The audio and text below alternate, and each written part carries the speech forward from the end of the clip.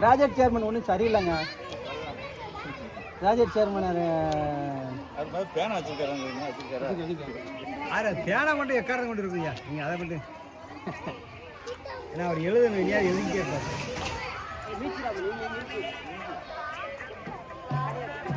யார் கொண்டுண்டா தம்பி? டேய்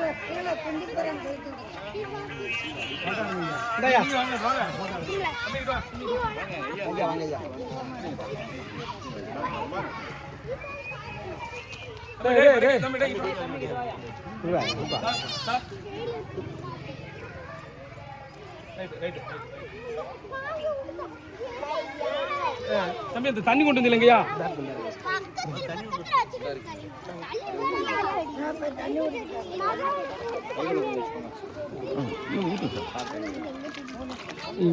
கை கழுவி சார், கை கழுவி சார், கை கழுவி சார்.